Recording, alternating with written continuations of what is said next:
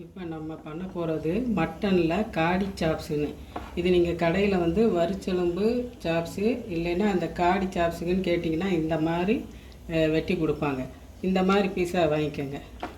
அதாவது இந்த எலும்போடு சேர்த்து இந்த கறி இப்படி வாங்கிக்கோங்க. இது இப்போ நான் 1/2 கிலோ எடுத்திருக்கேன்.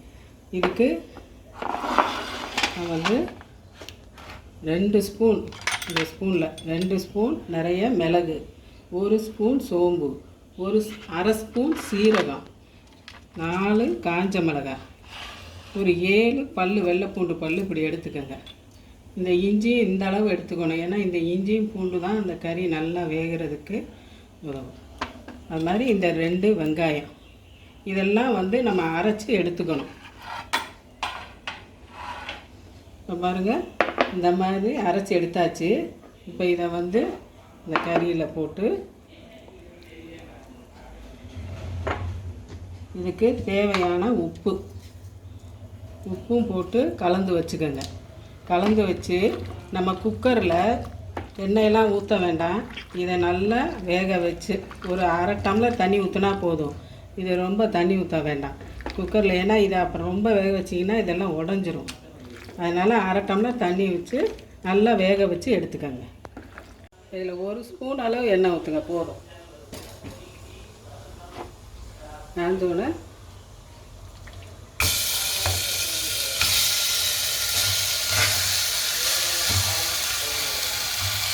இப்படி ஒரு 5 நிமிஷம் இந்த கறியை வதக்கிட்டு அப்புறம் தண்ணி ஊற்றலாம். இப்போ இந்த கறி வதங்கிடுச்சு. இப்போ 1/2 கப்பு தண்ணி ஊற்றணும் போதும்.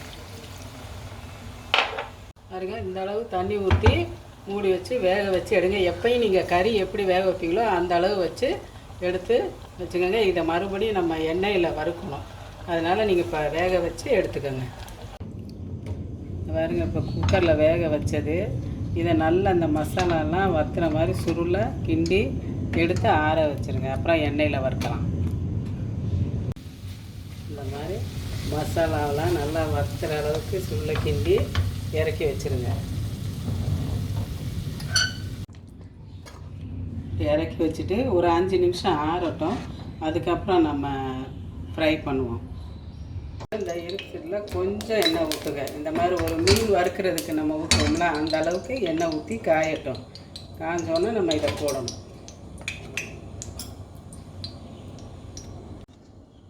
இதை எடுத்து இந்த எண்ணெயில்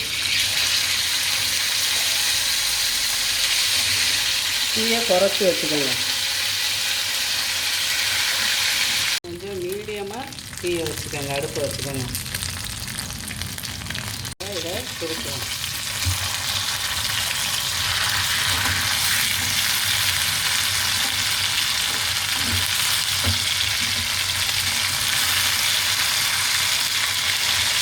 ரொம்ப ரோஸ்டாலாம் வறுக்க வேண்டாம்.